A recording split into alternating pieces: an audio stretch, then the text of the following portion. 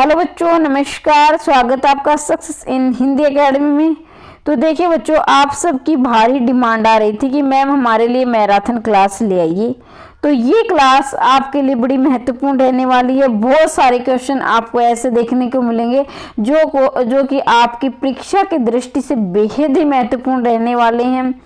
और जो भी बच्चा हिंदी साहित्य से या हिंदी विषय से अध्यापक या अध्यापिका बनना चाहता है तो सभी के लिए वीडियो बड़ी महत्वपूर्ण रहने वाली है। हरियाणा टीजीटी वाले बच्चों की मैं बात कर लेती हूँ, जिनकी परीक्षा की जो तिथि घोषित कर दी गई है, बेहद नज़दीक एग्जाम है, तो उनके लिए तो खासकर ये बेहद महत्वपूर्ण रहने वाली है। और पीजीटी वाले बच्चों के लिए बात कर देती हूँ, तो ये जिनका फर्स्ट पेपर है स्क्रीनिंग का, उनके लिए भी महत्वपूर्ण है। बाकी जब टीजीटी की परीक्षा की तिथि जा चुकी है उनकी परीक्षा होने के बाद हम जो है सब्जेक्टिव पेपर की हम तैयारी करेंगे।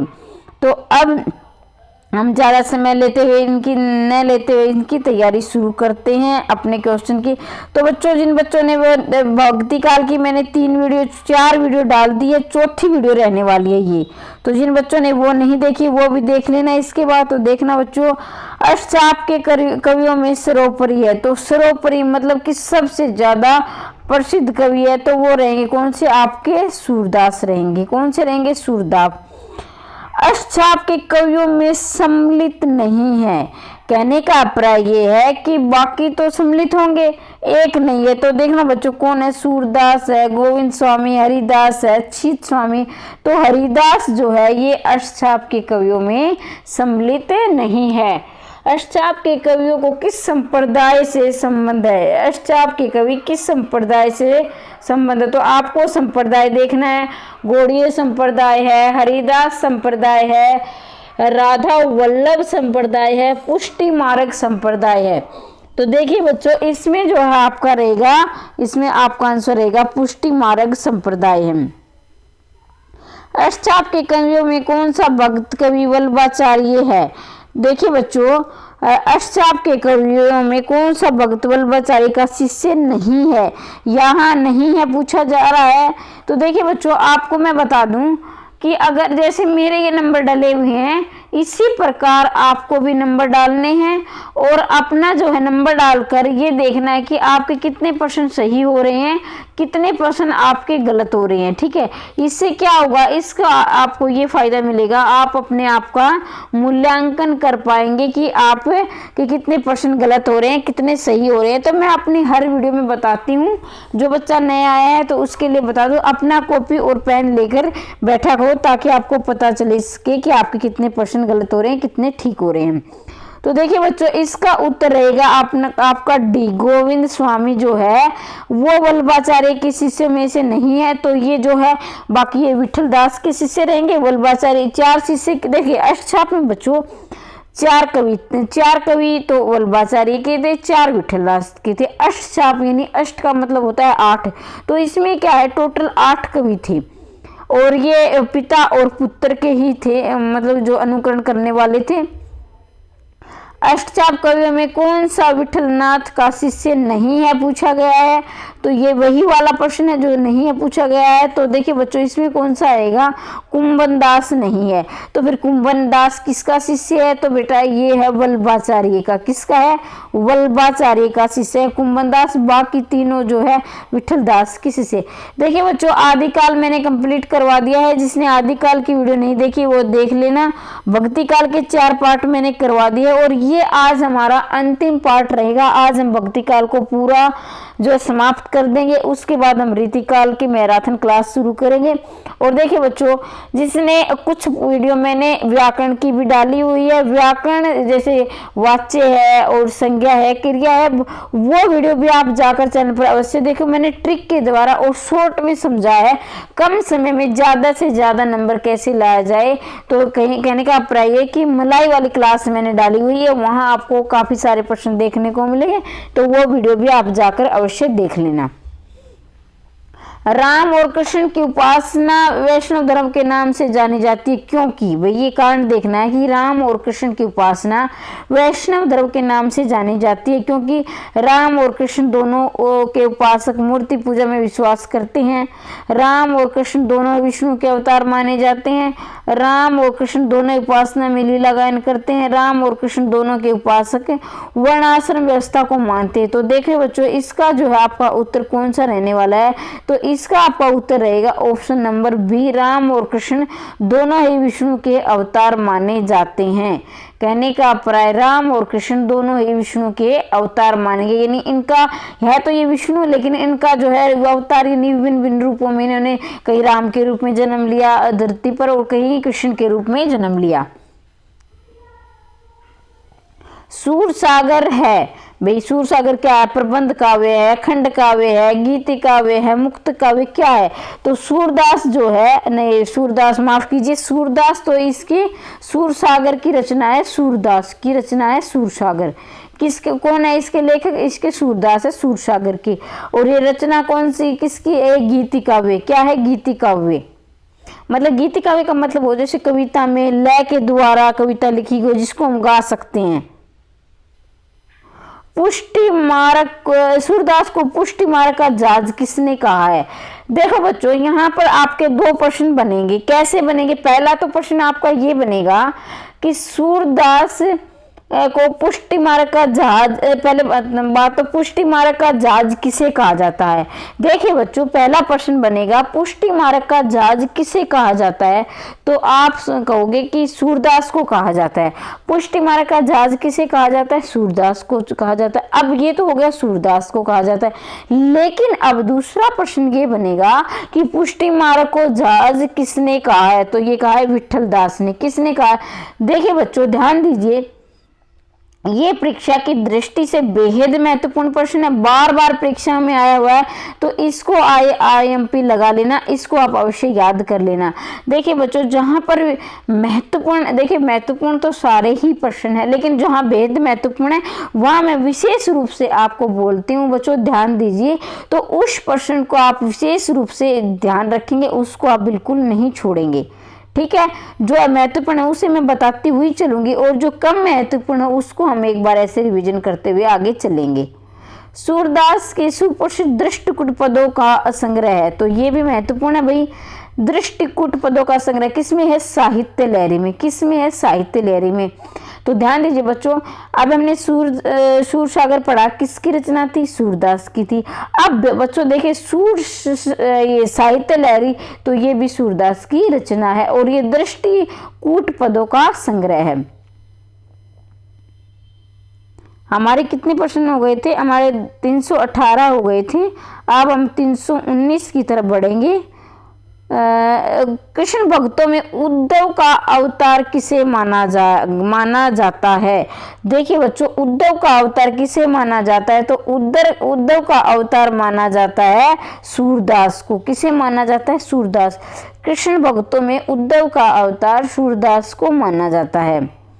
कृष्ण काव्य धारा के प्रवर्तक कौन है? तो कृष्ण काव्य धारा के, देखिए बच्चों, अब क्या है कि आप क्या सोचोगे भाई, कृष्ण काव्य सबसे ज्यादा, आप जिस बच्चे ने ये प्रश्न नहीं पढ़ा है तो वो क्या करेगा? तुरंत भाई इसका आंसर क्या लगाएगा?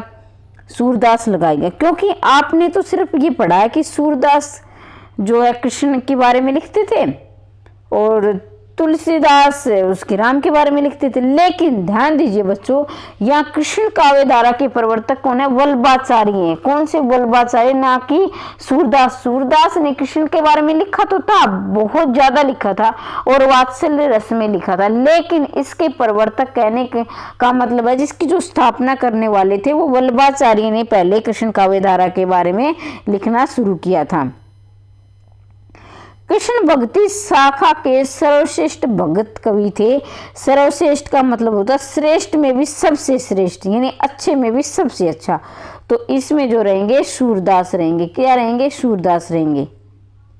अगर आपसे पूछ लिया जाए, ध्यान दीजिए बच्चों, कृष्ण काव्य धारा के प्रवर्तक पूछ लिया जाए तो आप वल्लभाचार्य करोगे, लेकिन कृष्ण भक्ति शाखा के सर्वश्रेष्ठ भक्त कवि तो आप सूरदास करोगे। तो इसका आप अंतर समझ लेना बेटा।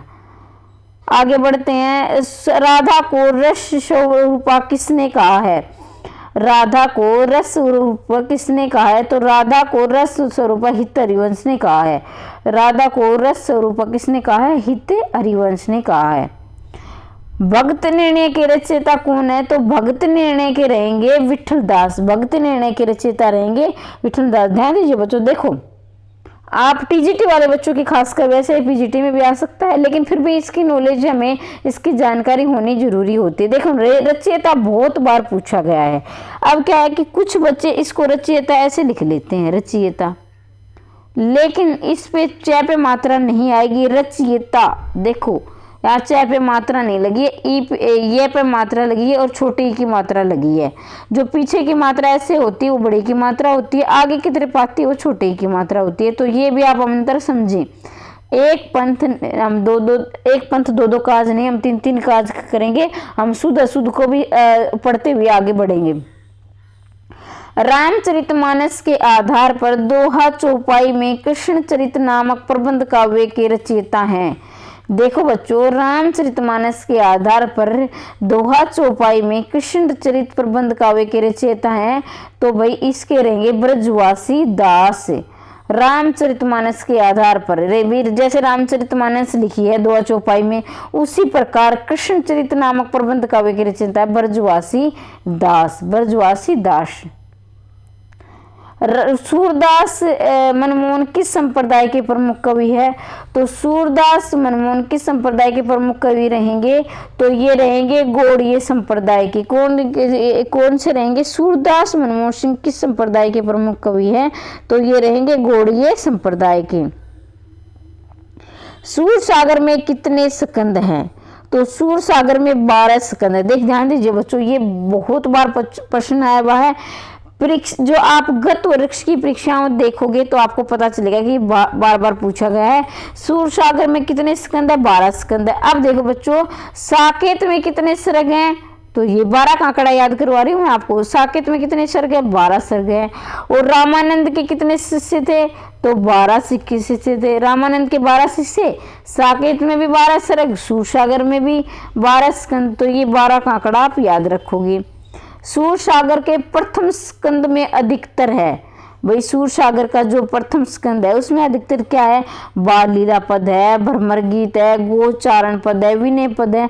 तो सूरसागर के प्रथम स्कंद में अधिकतर है विनय के पद है। क्या है? विनय के पद है। सूरसागर में रामावतार की कथा किस स्कंद में वर्णित है? सूरसागर में रामावतार की कथा किस स्कंद में? नवम है, दशम है, एकादश है, द्वादश है। तो देखिए बच्चों, ये है नवम स्कंद में रामावतार। ये किस सूरसागर में रामावतार किस स्कंद में? नवम स्कंद में। ध्यान दीजिए बच्चों, देखो प्रथम स्कंद में तो क्या है? विनय के पद है। और जो आपका रहेगा रामावतार किस स्कंद में है? तो नवम स्कंद में है। तो इन स्कंदों को भी आप याद रखेंगे। अब देखिए बच्चों, जिस बच्चे ने पृथ्वीराज रासो की प्रमाणिकता, अर्ध प्रमाणिकता या प्रमाणिकता से संबंधित असमंजस की स्थिति है या कोई डाउट है, तो आप जाकर पृथ्वीराज रासो की प्रमाणिकता, अर्ध प्रमाणिकता और अप्रमाणिकता के बारे में मैंने एक वीडियो बना रखी है और बेहद ही ट्रिक के द्वारा बनाई है। आप वीडियो की इसमें चैनल के प्लेलिस्ट में जाओगे, आपको वो वीडियो मिलेगी। आज के बाद आपको डाउट नहीं रहेगा अगर वो आपने वीडियो देखी, क्योंकि मैंने उसको विस्तार से और ट्रिक दोनों के द्वारा बड़े ही लय के अनुसार पढ़ाया हुआ है। और आदिकाल के नामकरण से एक प्रश्न पक्का आएगा। आदिकाल का नामकरण वीर गाथा काल किसने रखा, आदिकाल किसने रखा? तो वो वीडियो भी मैंने बना रखी है और ट्रिक के द्वारा वो भी आदिकाल के नामकरण की वीडियो भी आप जरूर से देख लेना। सूरसागर में कृष्ण बाल जीवन चरित है, तो अष्टम स्कंद में है, नवम स्कंद में है। भाई आगे इसके ऑप्शन नहीं है, हम आगे ऑप्शन बाकी के और भी पढ़ लेंगे।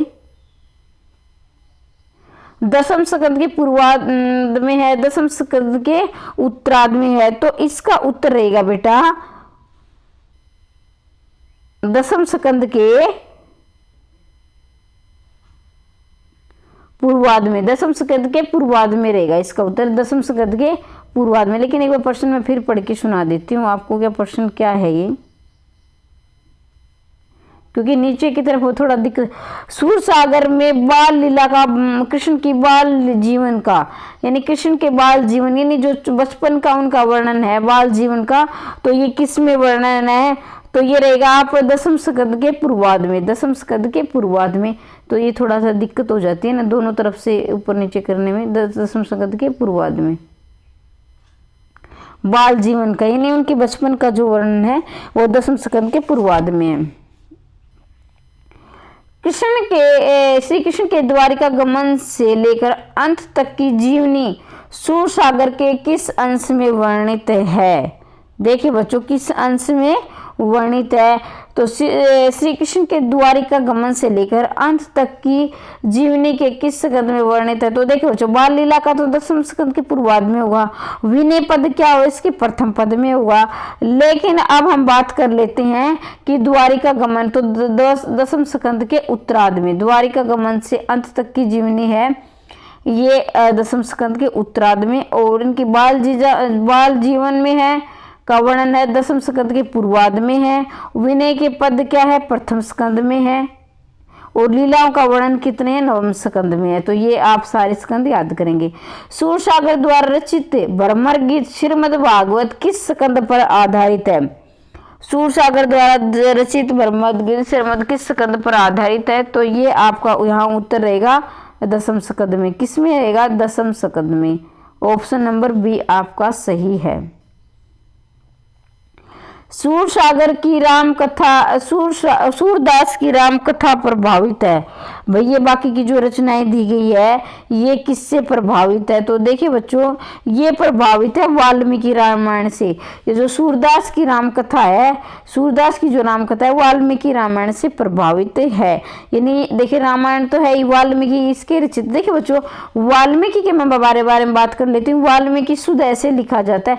वाल्मीकि आपकी परीक्षा में बहुत बार पूछा गया है शुद्ध में। तो वाल्मीकि ये सामने जो लिखा है ध्यान से देख लेना, वाल्मीकि शुद्ध ऐसे लिखा जाता है। रामचरित्र किसकी है? केशवदास की है। इसे छंदों का अजायब घर भी कहा जाता है, जिसे डॉक्टर रामस्वरूप चतुर्वेदी ने कहा था। तो बाकी के ऑप्शन भी जो एग्जाम की दृष्टि से, परीक्षा की दृष्टि से बेहद महत्वपूर्ण है, वो प्रश्न भी मैं ओरल रूप से बताती हुई चलूंगी, आप उसे अवश्य याद कर लेना। सूर साहित्य का सबसे प्रमुख गुण है, जो सूर साहित्य का है प्रमुख गुण क्या है? माधुर्य। क्या है? माधुर्य। माधुर्य मतलब होता है प्यार। जो देखिए बच्चों, प्रेम क्या है? देखो वात्सल्य जिसको रस बोलते हैं, वहां भी प्रेम होता है, लेकिन क्या है, बहुत बार ये इंटरव्यू में भी पूछा गया है, आप इसको ध्यान से सुनेंगे।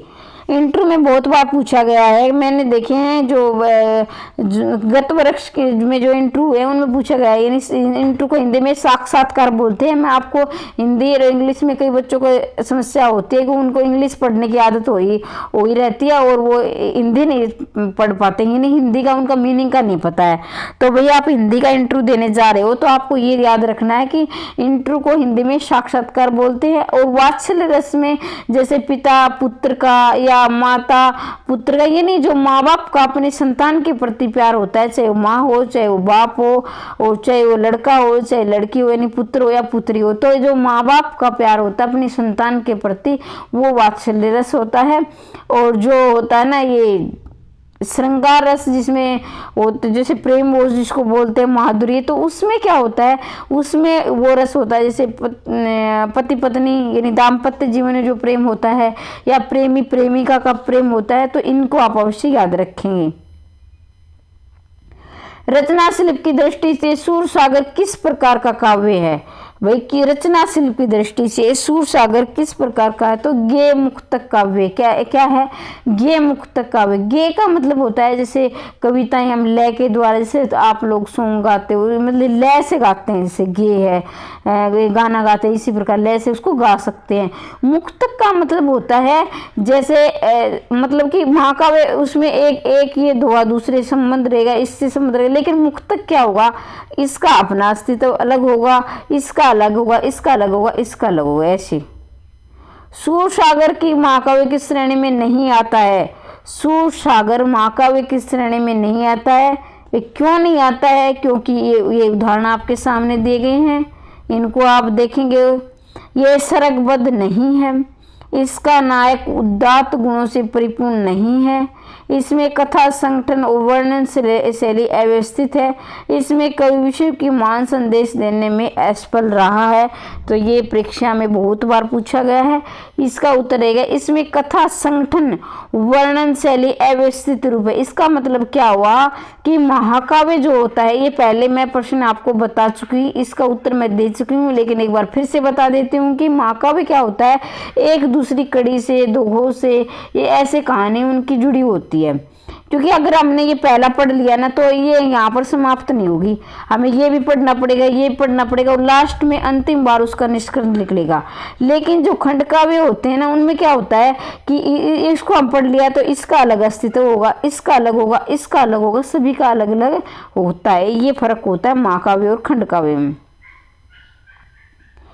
सूरसागर महाकाव्य न होते भी साहित्य में महाकाव्य के समांतर पाने का अधिकार है। वही मान लीजिए सूरसागर महाकाव्य नहीं, अभी मैं हमने प्रश्न पढ़ा, लेकिन उसके महाकाव्य के समान माना गया है। क्यों है तो वो भी देख लेते क्यों माना गया है।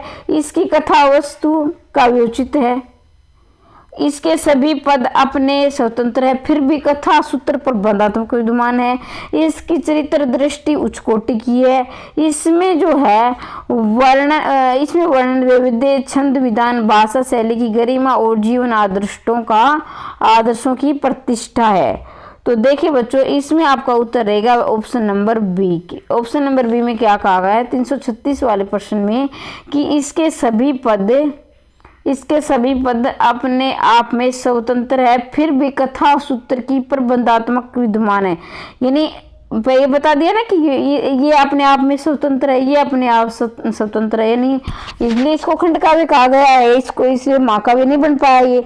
लेकिन जो इसकी कथा सूत्र, इनकी संपूर्ण कथा है, ये प्रबंधात्मक, यानी कहीं ना कहीं एक दूसरे से, यानी जैसे मान लीजिए अब उनके बचपन का वर्णन किया है, फिर क्या हुआ उनकी जैसे इसकी जो उसकी फिर हम उनके जीवन में क्या क्या कार्य किए, कैसे उनकी शादी हुई, कैसा उसका दाम्पत्य जीवन रहा, और क्या क्या उन्हें महान कार्य करे, ये बहुत सारे जो है उनकी जीवन संबंधित जितनी घटनाएं वो वर्णन है। लेकिन क्या है कि वो लयबद्ध में नहीं है, इन्हें उनके अलग अलग हैं वैसे, इसलिए उसको महाकाव्य नहीं कहा गया।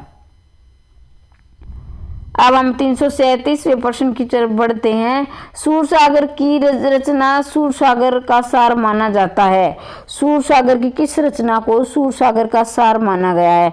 सूरसारावली, साहित्य लहरी, सूर 25 नागलीला। तो देखिए बच्चों, इसका उत्तर रहेगा सूरदास की किस रचना को सूरसागर का सार माना गया है? तो सूरसारावली को सूरसागर का सार माना गया है। यानी सूरसागर और सूरसावली एक दूसरे से प्रभावित है, यानी सूरसागर एक दूसरे से प्रभावित है।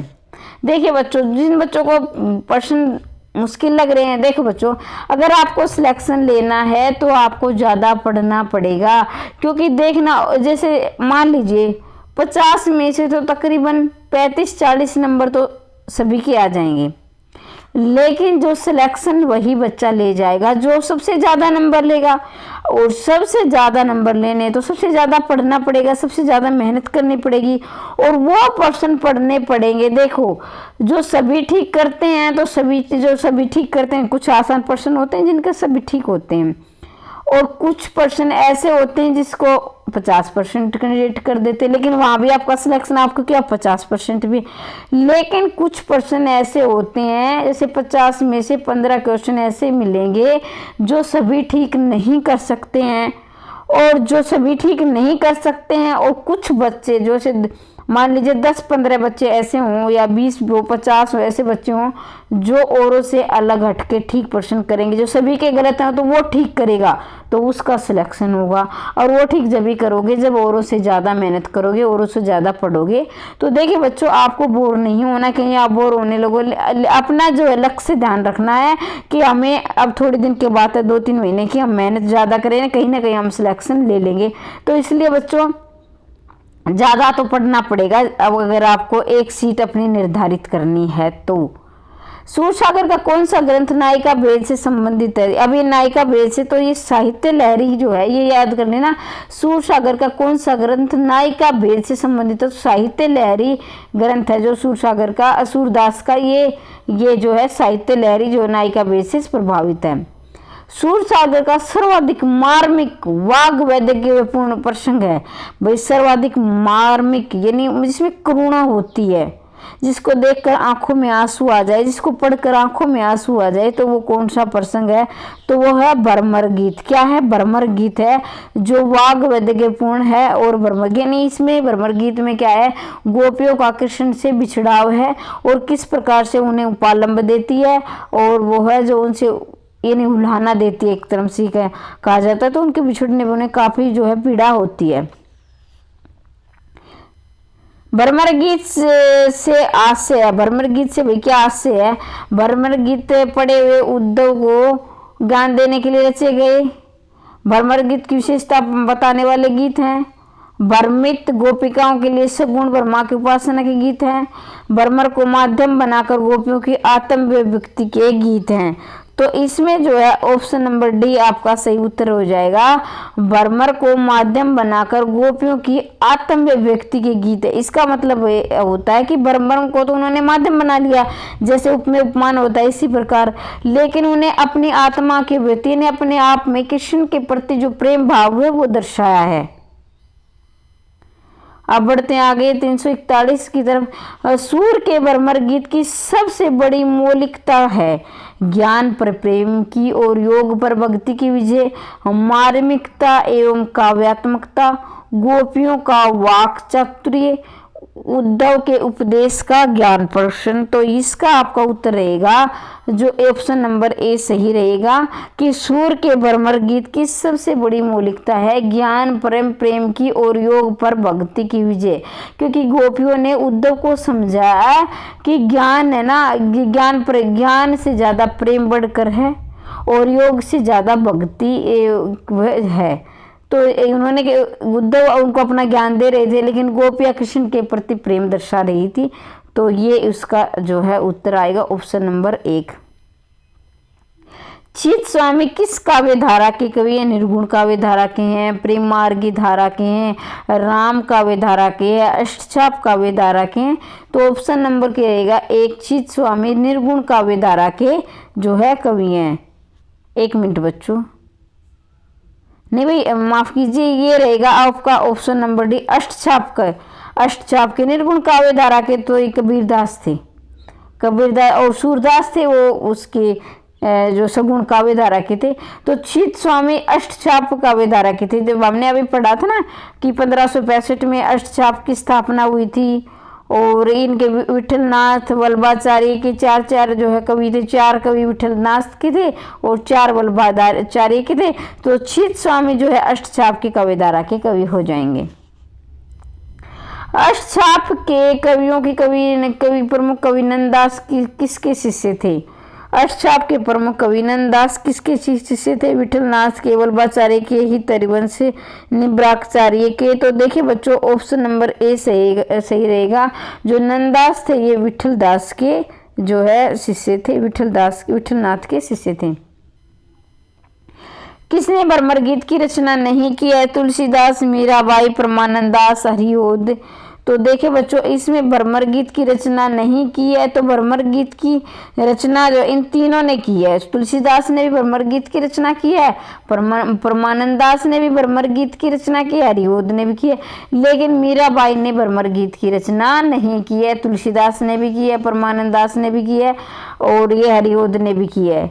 सूरदास के कितने भ्रमर गीतों की रचना की है? सूरदास ने कितने भ्रमर गीतों की रचना की है? तो सूरदास ने बच्चों यहाँ पर आपका उत्तर रहेगा कि सूरदास ने 3 भ्रमर गीतों की रचना की है। सूर का वह भ्रमर गीत जो दोहा और चौपाई छंद में है। सूर का भ्रमर गीत जो दोहा और चौपाई छंद में है, तो दोहा और चौपाई में आपका रहेगा प्रथम। क्या रहेगा? प्रथम।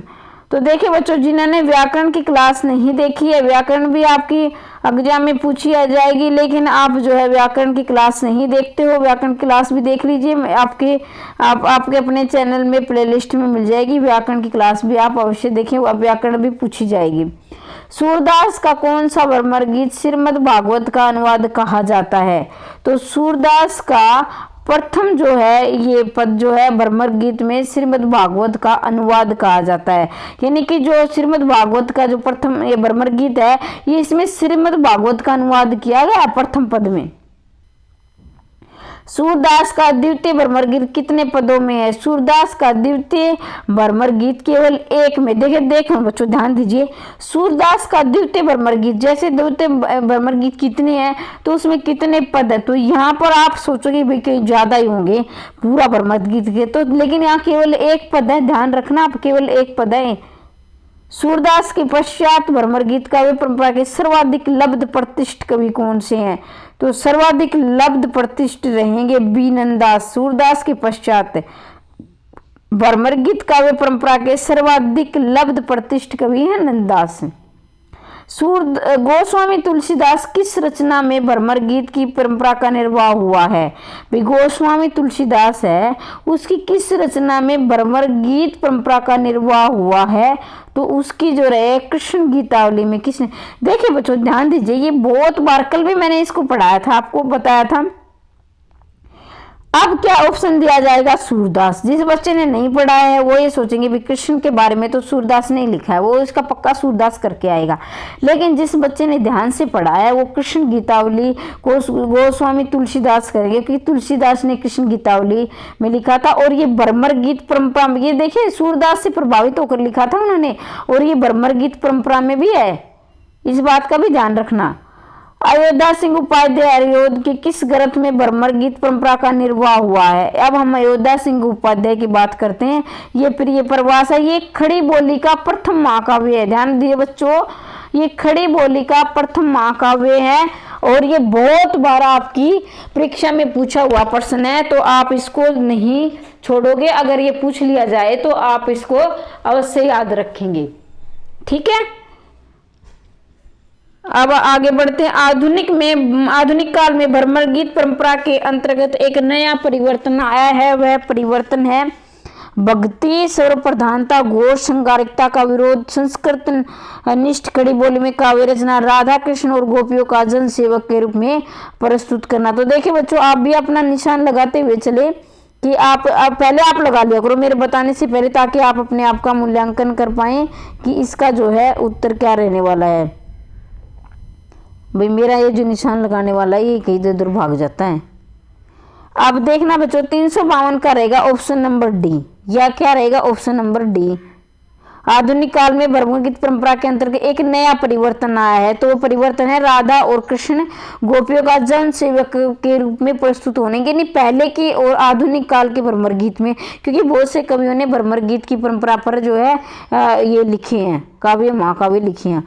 आधुनिक काल की भ्रमर गीत परंपरा में अग्रणी है। आधुनिक काल की भ्रमर गीत परंपरा में अग्रणी कौन है? जगन्नाथ दास रत्नाकर है, डॉक्टर रामशंकर शुक्ल रसाल है, उदय सिंह उपाध्याय हरिओद है, भारतेंदु हरिश्चंद्र है। तो बच्चों इसका उत्तर रहेगा जगन्नाथ दास रत्नाकर है, वो भ्रमर गीत परंपरा के अग्रणी यानी आगे करने वाले हैं आधुनिक काल में, अभी जो काल चला हुआ है।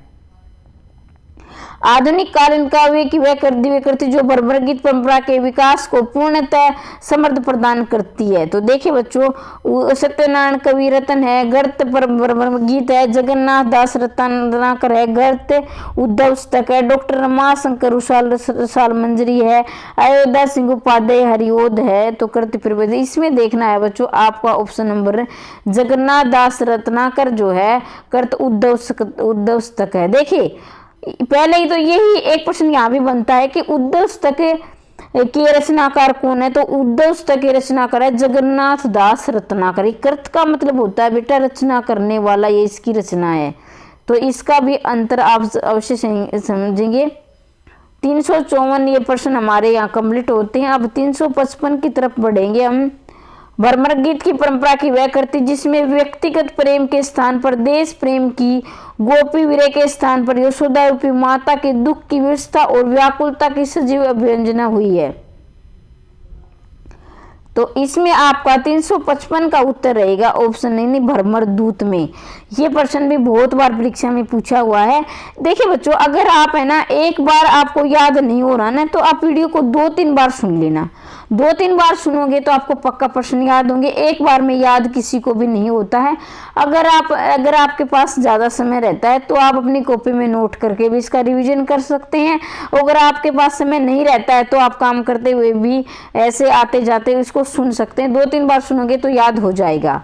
सूरदास द्वारा रचित ग्रंथ नहीं है, तो सूरदास के द्वारा रचित ग्रंथ नहीं है कृष्ण गीतावली। देखिए पजल वाला क्वेश्चन है कि आप सोचोगे सूरदास तो जो है इसकी कृष्ण के बारे में तो सूरदास ने लिखा, लेकिन ये तुलसीदास की रचना है। किसकी है? तुलसीदास की। मैंने बार बार बताया, इसको आप गलत नहीं करोगे। अष्टचाप का वह कवि जिसके एक पद को सुनकर वल्लभाचार्य कई दिन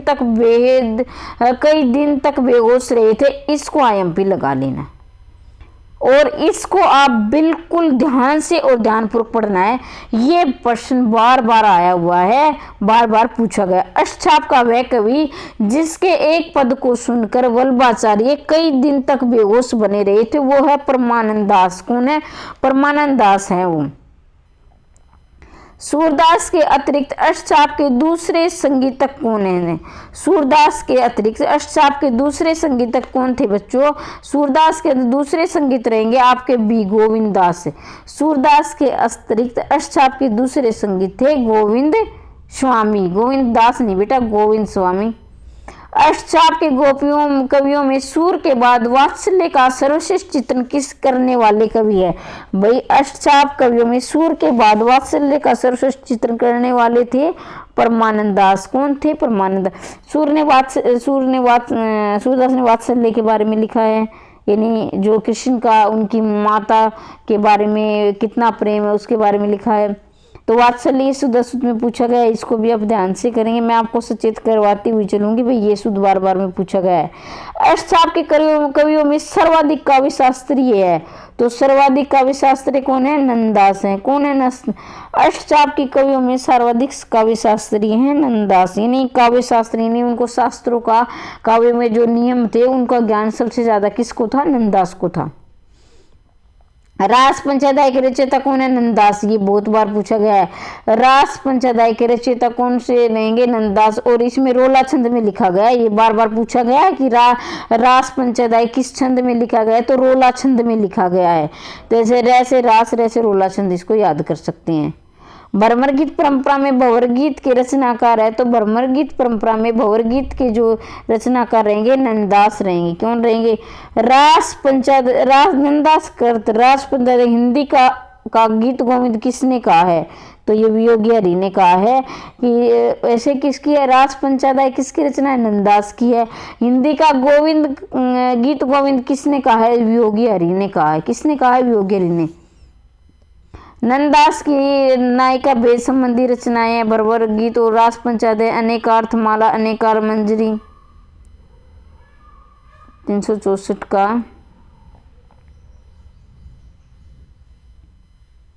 ये रहेगा भाई, इसकी विरह मंजरी और रस मंजरी। नंददास पर्यायवाची कोश है। पर्यायवाची कोश क्या है बताइए भाई? इसमें रहेगा नाम मंजरी। क्या रहेगा? नाम मंजरी। नंददास कृत पर्यायवाची कोश है नाम मंजरी। पहली बात तो ये प्रश्न यही बनता है कि पर्यायवाची कोश किसकी रचना है? तो ये नंददास की रचना है। अष्टचाप भक्त कवियों की सूर के बाद सर्वाधिक ख्याति प्राप्त कवि कौन है? अष्टचाप भक्तों में सूर के बाद सबसे ख्याति मिली है नंददास को। सबसे ज्यादा ख्याति तो किसको मिली है? सूरदास को। सूरदास के बाद किसको मिली है? नंददास को मिली है। द्वादश यश भक्ति प्रताप हितुज मंगल के रचयिता हैं चतुर्भुज दास। कौन रहेंगे इसके? चतुर्भुज दास। द्वादश यश और भक्ति प्रताप और हितुज मंगल के रचयिता रहेंगे। तीनों ही रचनाएं चतुर्भुज दास की है। रचयिता ऐसे शुद्ध लिखा जाता है, उसको भी आप याद रखेंगे। रास पंचाध्याय में प्रयुक्त छंद है। अभी मैंने बताया ना आपको, इससे पहले मैं बता चुकी हूँ आपको, ये प्रश्न ये आया हुआ प्रश्न है परीक्षा में। रास पंचाध्याय में प्रयुक्त छंद है रोला छंद है, और ये इसमें पूछा गया प्रश्न है, तो पूछे हुए प्रश्न में आपको बताती हुई चलूंगी। जुगलमान चरित्र किसकी रचना है? कृष्णदास की। देखिए बच्चों मैं बता दूं वो प्रश्न कहाँ से लाते हैं, बहुत से प्रश्न। अब आपको देखना आपको 50 प्रश्नों में से कम 25-30% तो ऐसे मिलेंगे जो प्रीवियस ईयर में पूछे जाते हैं, बार बार वो उन्हीं को रिपीट करते रहते हैं। कुछ प्रश्न ऐसे होते हैं जो नए पूछे जाते हैं। अर्श साहब के किस भगत कवि का संगीत सुनने के बाद कभी कभी तानसेन आते थे? अर्श साहब के किस भगत का कवि का संगीत सुनने के लिए कभी कभी तानसेन आते? तो किसमें से पूछा गया है, तो किस इसमें रहेगा गोविंद स्वामी। कभी जो तानसेन थे ना बेटा, वो अकबर के दरबार में रहते थे, और वो बोलते ना जिसको खजांची भी, जो लेखा जोखा जो यही संभालते तानसेन। और तानसेन नहीं, वो बीरबल थे, वो तो माफ कीजिए। तानसेन एक संगीतक थे, बड़ा अच्छा सुर था, बहुत अच्छा गाते थे, अकबर के दरबार में गाया करते थे। लेकिन इतने बड़े गायक होने के बाद, संगीत होने के बाद, तानसेन भी गोविंद स्वामी का गीत संगीत सुनने के लिए उनके पास आते थे। हित 84 के रचनाकार में रहेंगे हित हरिवंश। हित 84 के रचनाकार है हित हरिवंश, इन्होंने अपने नाम पर ही लिखा है। निरहर अंकुश अति निडर रसिक जस रचना गायो। निरअंकुश अति निडर रसिक जस रचना गायो। भक्तमाल की ये पंक्ति किसके लिए कही गई है भाई? किसके लिए कही गई है बताइए? ये कही गई है मीराबाई के लिए। निरअंकुश अति निडर रसिक रस जसन रसन गायो। बिल्कुल निडर जो रहती थी। मीराबाई की उपासना कैसी थी? माधुर्य भाव की थी, यानी दास्य भाव किसकी थी? तुलसीदास की थी। सत्य भाव किसकी थी? कृष्ण की, इसमें सूरदास की थी। और माधुर्य यानी मीरा अपने जो इसको आराध्य श्री कृष्ण को अपना पति मानती थी, तो ये माधुर्य भाव की हो गई। गीत गोविंद की टीका किसकी रचना है? गीत गोविंद की टीका, गीत गोविंद की टीका रहेगी यहाँ पर मीराबाई की। किसकी रहेगी? मीराबाई की। तो भक्ति काल में मीराबाई भी महत्वपूर्ण है, भूमिका रही है। मीराबाई को भी आप याद करेंगे। मीरा के काव्य की सबसे बड़ी विशेषता है, तो मीरा के काव्य की सबसे भाव एवं भाषा की अकृत्रिमता, वेदना युक्त भक्ति, काव्य शास्त्र दृष्टि से उत्कृष्टता, इनमें से कोई नहीं। तो इसका उत्तर रहेगा भाव एवं भाषा की अकृत्रिमता। देखना भाई, इन्होंने मीरा के काव्य की सबसे बड़ी विशेषता भाव एवं भाषा की अकृत्रिमता। कहने का प्राय ये देखो, यहाँ है कंफ्यूज करने के लिए आपको क्या उन्होंने, अगर उसने भाव और भाषा की प्राकृतिक दिखाई दी जाती, यानी जो नेचुरल, जिसको आप नेचुरल बोलते हो इंग्लिश में, वो दे तो वो आप तुरंत करते। लेकिन अकृत्रिमता ए लगा दिया। देखिए बच्चों, यहाँ ए उपसर्ग लग जाता है ना किसी भी शब्द के आगे ए उपसर्ग, तो वो उल्टा उसका विपरीत अर्थ देने लगता है। क्योंकि यहाँ कृत्रिम का मतलब बनी बनाई उनकी भाषा नहीं थी, बनी बनाई भाषा नहीं थी, क्योंकि वो अपने हृदय से करती थी, गाती थी या लिखती थी। तो यहाँ बेहद कंफ्यूज करने वाला प्रश्न रहेगा, इसको आप ध्यान से याद रखेंगे। एक बार तो मैं खुद कंफ्यूज हो गई थी, ये क्या दिया गया है? लगभग सभी कृष्ण भक्त कवियों में न्यूनाधिक रूप में लौकिक वासना कहीं न कहीं अवश्य प्रकट हुई है, किंतु कृष्ण भक्त इस दोष से सर्वथा मुक्त है। तो रहेंगे इसमें मीराबाई। लगभग सभी कृष्ण भक्त कवियों में न्यूनाधिक रूप में लौकिक वासना कहीं न कहीं अवश्य प्रकट है, किंतु कृष्ण भक्त इस दोष से सर्वथा मुक्त है। तो इसमें रहेगा ऑप्शन आपका बी, मीराबाई। यह खोज किसने की कि मीराबाई विधवा न होकर सुहागिन थी, उसके पति कुंवर भोजराज ने उन्हें जहर दिया था। तो ये प्रश्न भी आ सकता है, अच्छा प्रश्न है। इसमें पद्मावती देवी शबनम ने ये खोज किसने की है? पद्मावती देवी की ये खोज किसने की कि मीरा विधवा नहीं थी, वो सुहागिन थी, उसके पति कुंवर भोजराज ने उन्हें जहर दिया था। तो उनके पति का नाम था कुंवर भोजराज, जो राजघराने से संबंध रखती थी, परिवार से। अमृत की वर्षा करने वाला कवि कौन है? रस खान है। ये भी बार बार परीक्षा में आया हुआ है। अमृत की वर्षा करने वाला कवि रहेगा रस खान। देखो बच्चों, मैंने इसके पहले से जब निशान लगा दिए थे, लेकिन कहीं ना कहीं आपको निशान लगे हुए मिले, कोई बात नहीं, आप तो बस इसको याद कर लेना है। आपको इंसान से आपको क्या कोई नुकसान होने वाला नहीं है। रस खान का वास्तविक नाम क्या था? इसको ध्यान दीजिए बच्चों, ये बार बार परीक्षा में आया हुआ प्रश्न है और इसमें आप पक्का जो है कन्फ्यूज, क्योंकि कई बच्चे तो रसखान को रे से रसखान, रे से रेसलिन लगा देंगे, लेकिन ये इसका वास्तविक नाम नहीं था। इसका वास्तविक नाम था सैयद इब्राहिम। रसखान का वास्तविक नाम था सैयद इब्राहिम। रसखान के गुरु कौन थे? तो रसखान के गुरु रहेंगे, कौन रहेंगे बच्चों बताइए? रसखान के गुरु रहेंगे विठलनाथ। किसके रहेंगे? विठलनाथ। प्रेम वाटिका के रचनाकार? प्रेम वाटिका 1614 ईस्वी में के। ये देखिए बच्चों, टीजीटी में सन नहीं पूछे जाएंगे। मैं बार बार कहती हूँ कि आप सन रटने मत बैठ जाना, आप टाइम खराब करोगे अपना।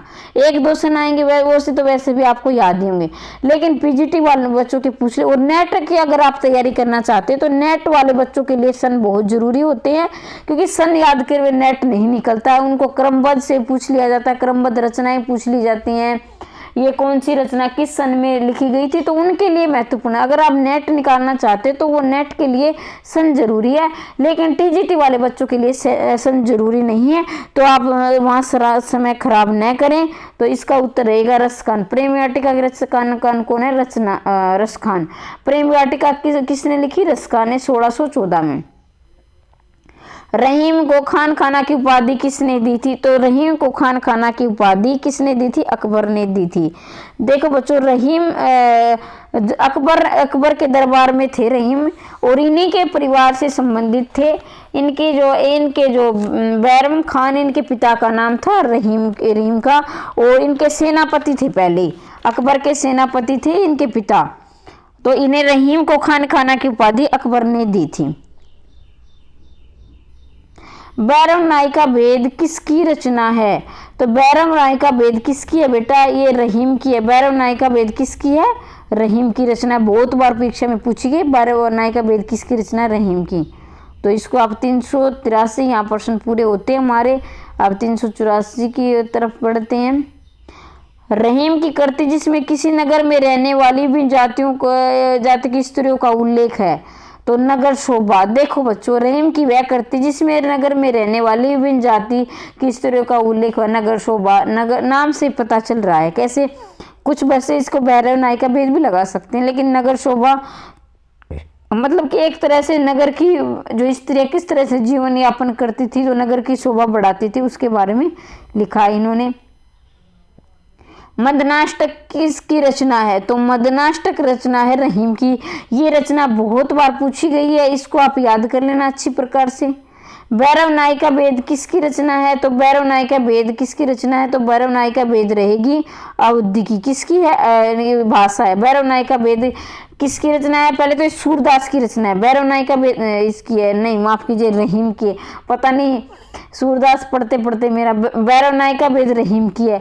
और ये किसकी भाषा है? इसकी भाषा है अवधि। बैरम नायिका भेद है, इसकी रहीम की रचना है और इसकी भाषा रहेगी अवधि।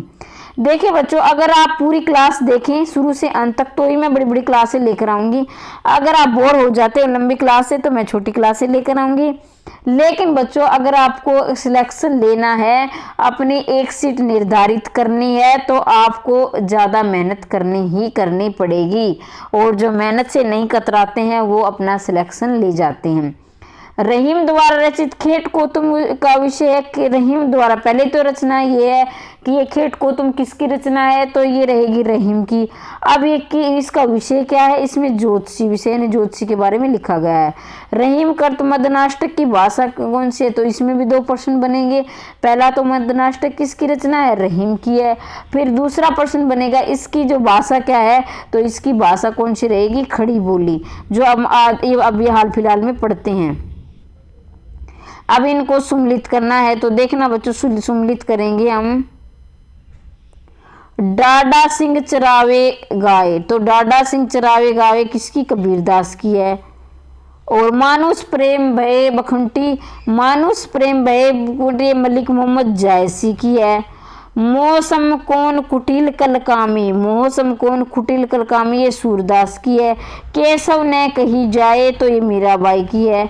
तो ये आपका रहेगा ऑप्शन नंबर ए। आप इसको मिला लेना, ए आपका उत्तर रहेगा ए। ठीक है, निम्नलिखित में से सुम्मिलित कीजिए। फिर सुम्मिलित मन के हारे हार है, मन के जीते जी, पूजे प्रज्ञान गुणा, मेरे तो गिरधर गोपाल दूसरे न कोई, संतन काशी करी सो काम। तो देखना बच्चों ये ऊपर नीचे कर में थोड़ी सी कठिनाई होगी मिलाते हुए। तो आपका डी रहेगा 2 2 3 4 1, तो 2 3 4 1 आप इसको मिला सकते हैं। सही अनुक्रम, भाई ये अनुक्रम मैंने पढ़ा, ये नेट के लिए जरूरी है। वैसे आप थोड़ा सा देख लेना, बाकी टीजीटी में ऐसे प्रश्न बनते नहीं है, एक आध प्रश्न आ जाए तो कोई गारंटी भी नहीं है। तो पहले कबीर आएंगे, फिर रैदास, फिर धर्मदास, फिर नानक, फिर वही कालक्रम अनुसार, तो कालक्रम अनुसार फिर वही आएगा। तो इसका 94 का ऑप्शन रहेगा फिर वही कबीर, दादू, सुंदर, रजब। तो मैं ये नहीं कहूँगी टीजीटी वाले बच्चे इसको याद करें, 1-2 प्रश्न आ जाते हैं, लेकिन फिर भी आप देख लेना। और इसका रहेगा हंसावली, चंदायन, मरगावती। मरगावती 1503 में लिखा गया है, और जो आपका चंदायन ये 1643 कुछ ऐसा है, और पद्मावती, ये सारे महत्वपूर्ण रहे हैं। फिर वही अनुक्रम आ गया 340 का ऑप्शन, वल्लभाचार्य, फिर इसके पुत्र विठलनाथ, फिर गोकुलनाथ, सूरदास, इन्हीं के इसमें थे, अष्टछाप के कवियों में शामिल थे। फिर 397 का आपका रहेगा फिर डी है बिज्जक, और सतबानी, अंगोदू, खखरावट। फिर देखना है सुमलित करना है। देखिए बच्चों सुमलित वाले प्रश्न में आपके कई प्रश्न याद हो जाते हैं, तो ऐसा नहीं है आपको कि मैं अभी जाना नहीं है कहीं आप ये सोचो कि सारे ऐसे आ रहे हैं। तो 1-2 प्रश्न आ गए थे वो, लेकिन वो भी आप एक बार 1-2 प्रश्न की गारंटी भी नहीं है। टीजीटी में पूछ भी हरियाणा का ऐसा ही मामला है, ये दे देते हैं बड़ी गहराई से कि कहीं आप सोचो मैडम ने नहीं करा। तो 1-2 प्रश्न आप ऐसे याद कर ले तो कोई नुकसान वाली बात नहीं, कहीं ना कहीं आपको फायदा ही मिलेगा। अब देखना बच्चों इसका ऑप्शन रहेगा सुमलित नहीं है। तो देखें रामायण महानाटक ये हृदय राम, और रामचंद्रिका केशवदास ये सुमलित है। जुगलमाल चरित्र ये कृष्णदास की। प्रेम वाटिका किसकी अभी हमने पढ़ा, तो प्रेम वाटिका रहेगी रचना। तो हृदय राम इसकी नहीं रहेगी, ये इसकी नहीं आएगी, ये हनुमान नाटक ऐसी है इसकी रहेगी। कल मैंने इसको करवा भी दिया था आपको। कहे कहे बिनु बिनु, पहले तो हम देखें इसमें पूछा कैसे क्या करना है। 399 से 326 तक के प्रत्येक प्रश्न पंक्ति कथन दिया गया। इसके रचयिता ग्रंथ के 4 नाम दिए गए, इनमें से एक सही है और उसको सही विकल्प का चयन करना, एक सही देखना है। कहे बिनु रहो न परत, कहे राम रस न रत, कहे बिनु रहो न परत, कहे राम रस न परत। तो 3 से ये तुलसीदास ने कहा है, कहे बिनी रहो न परत, कहे राम न रस। देखना बच्चों राम और के बारे में ये निर्गुण या तो कबीरदास ने लिखा है या फिर तुलसीदास ने लिखा है। लेकिन कबीर के राम कैसे थे, निर्गुण के थे, उनका कोई आकार नहीं था। जो तुलसी के राम थे वो दशरथ पुत्र राम थे, इनमें ये अंतर रहेगा। केशव कहीं न जाए का कहिए, तो केशव कहीं न जाए का कहिए ये बेटा है तुलसीदास की। बार बार परीक्षा में बहुत बार पूछा गया है, इसको आप जरूर याद रखें। केशव कहीं न जाए का कहिए तुलसीदास की। भये बिनु होए न प्रीत, भये तुलसीदास की, भये बिनु होए न प्रीति। गोरख जगाए जोग भक्ति बगाए, ये भी बार बार पूछा गया है, ये तुलसीदास की है। गोरख जगाए न जोग भक्ति बगाए न लोग, तुलसीदास की। अब क्या करें, यहाँ तो नहीं दिया लेकिन कई बार क्या है यहाँ गोरखनाथ दे देता है। तो भाई गोरखनाथ तो अपने आप की तारीफ करेंगे नहीं, तो अपने मुंह में मियाँ मिट्ठू कौन बनता है, और जो बनता है वो मूर्ख होता है। तो देखिए बच्चों गोरखनाथ तो ये कहेंगे नहीं, अब तुलसीदास ही उसकी तारीफ कर रहे हैं। गोरख जगाए जोगर भक्ति बगायो लोग, तो ये तुलसीदास की बहुत बार पूछा गया, इसको आप याद रखेंगे। मातु पिता जगने जाई, तो जो विदु ने लिखो कुछ बाल बलाई, तो ये आप करेंगे तुलसीदास। मातु पिता जग जाई, तो जो विदु ने लिखो कुछ बाल बलाई। जनक सुता जग जननी जान की, अति से प्रेम करुणा निदान की, तो इसके भी जो तुलसीदास रहेंगे जनक सुता, यानी यहाँ माता सीता के बारे में लिखा गया है। गत कवि विधि रचि नारी जगमाई, प्रादीन सपने सुख नाही। तो ये तुलसीदास का मतलब ये रहता है कि हम किसी के अधीन रहकर कभी सुखी नहीं रह सकते हैं, यानी किसी का गुलाम रहकर हम कभी सुख नहीं रह सकते हैं। तो अपने आप पर निर्भर रहकर जीवन व्यतीत करिए। सूर्य वात्सल्य, वात्सल्य ही सूर्य है। ये डॉक्टर रामचंद्र शुक्ल। देखिए बच्चों, ये रामचंद्र शुक्ल आपको पता है हर परीक्षा में 2-3 प्रश्न, कम से कम 2 प्रश्न तो सबसे पूछा जाता। तो रामचंद्र शुक्ल का कथन आप रट लीजिए सारे, मैं करवाऊंगी, मुझे समय मिलता है। तो सूर्य वात्सल्य, वात्सल्य ईश्वर है, तो रामचंद्र शुक्ल ने लिखा है इसको।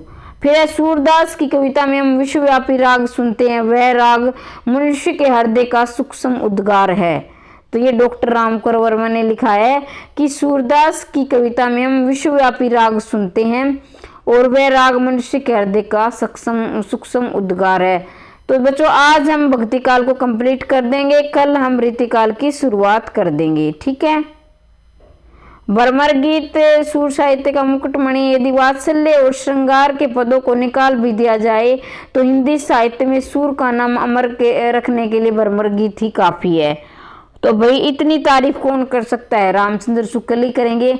उन्होंने कहा कि भ्रमर गीत सूर साहित्य का मुकुटमणि है। भाई जो सूर ने सारा साहित्य लिखा है और जो भ्रमर गीत लिखा है वो मुकुटमणि यानी सबसे अच्छा है, मुकुटमणि है, सबसे अच्छी उसकी मलाई है। यदि वात्सल्य और श्रृंगार के पदों को निकाल दें तो सूर साहित्य को अमर करने के लिए भ्रमर गीत ही काफी है। ये बात कौन कहेंगे, रामचंद्र शुक्ल इतनी तारीफ करेंगे। तो देखो बच्चों, या श्रृंगार ऐसे लिखा जाएगा या तो बच्चे ऐसे कर देते हैं ज्यादातर, तो या फिर ज्यादातर ये चंद्र बिंदु वाले। तो श्रृंगार ऐसे लिखा जाएगा, शुद्ध में बहुत बार पूछा गया, आप जानते हैं, इसको गलत ना करिए। श्रृंगार और वात्सल्य के क्षेत्र में जहाँ तक इनकी दृष्टि पहुंची वहां तक किसी कवि की नहीं है। तो इसका उत्तर रहेगा बेटा रामचंद्र शुक्ल। वही सूरदास की तारीफ की है। श्रृंगार और वात्सल्य के क्षेत्र में जहाँ तक इनकी दृष्टि गई वहां किस कवि की नहीं गई है। ये बात किसने बोली है, आचार्य रामचंद्र शुक्ल ने। तजोरे हरि विमुखनी को संग, तजोरे हरि मुखनी को संग सूरदास। देखिए बच्चों, कुछ बच्चों की आदत होती है ना, थोड़े से मुश्किल प्रश्न आ जाए तो वो छोड़ के चले जाते हैं वीडियो को, और ये नहीं आएंगे। और जो उनको आते हैं ना वो बार बार पढ़ते हैं। अरे भाई वो आते हैं, वो तो आते ही हैं, उनको बार बार पढ़ने के, लेकिन वो भी प्रश्न करो ना, अब जो अब तक आपने नहीं पढ़े हैं, बार बार आप गलत करते हो और आपका सिलेक्शन नहीं हो रहा, तो वो पर्सन भी आप पढ़ो। ये नहीं कि जो आ रहे हैं उन्हीं को रटते जाओ। अभी मान लीजिए आपने 50 में से 35 क्वेश्चन आ रहे, 15 नहीं आ रहे, तो उन 35 में आपका सिलेक्शन नहीं होगा, आपको वो 15 भी पढ़ने पड़ेंगे, ठीक है। 1-2 नंबर कट जाए तो, या नीचे 5 तक कट जाए तो कोई बात नहीं है, लेकिन आप अगर 35 नंबर ले रहे हो या तो आपका सिलेक्शन नहीं होगा 50 में से। आपको कम से कम 45 प्लस नंबर चाहिए जब आपका सिलेक्शन होगा, ठीक है। तो आपको मेहनत तो करनी होगी, मैं बार बार आपको जागरूक करती रहती हूँ। कर्म योग ज्ञान उपासन सभी ब्रह्म ब्रह्मायो, श्री वल्लभ गुरु तत् सुनायो, गीत लीला भेद से बतायो। तो इसका रहेगा सूरदास से, कर्म योग ज्ञान उपासना सभी ब्रह्म ब्रह्मायो, श्री वल्लभ गुरु तत् सुनायो, भेद बतायो। मानो माई घन घन अंतर्धामिनी, मानो माई घन घन, ये सूरदास की, मानो माई घन घन अंतर्धामिनी।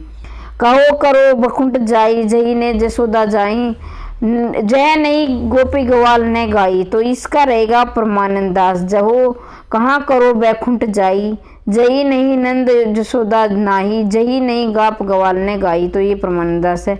संतन को काशी करी सो काम, ये बहुत बार पूछा गया है, कुंभन दास की है, बहुत बार, इसको आप ना छोड़ेंगे, बार फिर भी पूछ लिया जा सकता है। किदो सूर को सर लगो, किदो सूर को पीर, किदो सूर को पद लगो, बेंदो सकल शरीर। तो इसमें रहेंगे, तानसेन ने बोला इसको।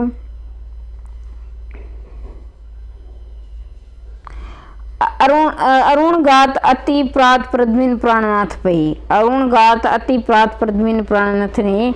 तो ये केशवदास की हैं। आपको नए लग रहे होंगे ये प्रश्न, ठीक है, लेकिन ये प्रश्न आए हुए प्रश्न है। सब जाति फटी दुखी दुपटी, कपटी ने रहे जे एक घटी, सब जाति फटी दुखी दुपटी, कपटी ने रहे घटी। तो ये रहेगा आपका केशवदास।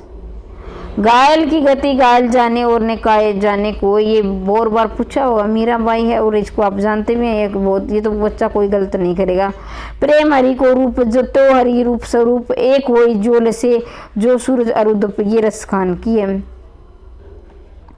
या लकुटी अरु कामरिया राहु तजी पुर तजी डारो। तो ये रचना किसकी है, रसखान की है। या लकुटी अरु कमरिया पर राजदेवपुर को तजी डारो। तो ये बात पूछी गई है, बहुत पूछी गई भी, इसको रसखान गए। पानी ने गए ने उबरे मोती मानुष चून, तो भाई ये अलंकार भी पूछ लिया गया है। और ये रहीम की रचना है, बार अलंकार में भी पूछी गई है। प्रीतम छवि मन में बसी पर छवि कहाँ समाए रहीम की, यानी प्रीतम की छवि मन में बसी पर छवि कहाँ समाए रहीम की। रहीमन को का करे जुआरी चोर लवार, जो पत्त राखन हार का माखन चाखन हार। तो ये रहेगी बच्चों, ये आपकी रहेगी रहीम की। प्रेम प्रेम सब को कहाउत, प्रेम न जानत कोई, जो जन जाने प्रेम को मरे जगत क्यों रोए। तो ये प्रेम वाटिका है। प्रेम कहने का मतलब है कि प्रेम प्रेम सबको हु कहते हैं, सभी प्रेम प्रेम कहते हैं, लेकिन प्रेम की परिभाषा कोई नहीं जानता है। जो जन जाने प्रेम को तो मरे जगत क्यों रोए। तो ये अगर जो जन प्रेम को जान लेता है तो जगत में ये रोना धोना ये खत्म हो जाएगा। तो ये प्रेम वाटिका से लिया गया है। कलित कलित कलित कलित ललित माला वह जवार खड़ा था, चप्पल चखन खाला चांदनी में खड़ा था। कटी तट बिच मेला पित शेला नवेला, अली बन अलबेला यार मेरा अकेला। तो देखिए कितनी प्यारी प्यारी लाइनें हैं, पढ़ने में मजा आ रहा है। ये मदनाष्टक की है। तो देखिए बच्चों यहाँ पर हमारा भक्ति काल कंप्लीट होता है। कल हम रीति काल को शुरू करेंगे। तो देखिए बच्चों इनको अपनी जो 5 ये वीडियो हो गई है मेरी भक्ति काल की, बाकी की वीडियो भी देख लेना आप, बड़े आपको अच्छे प्रश्न देखने को मिलेंगे। और पढ़ते रहिए, आगे बढ़ते रहिए, हंसते रहिए, मुस्कुराते रहिए और निरंतर रूप से तैयारी करते रहिए। वीडियो देखने के लिए धन्यवाद।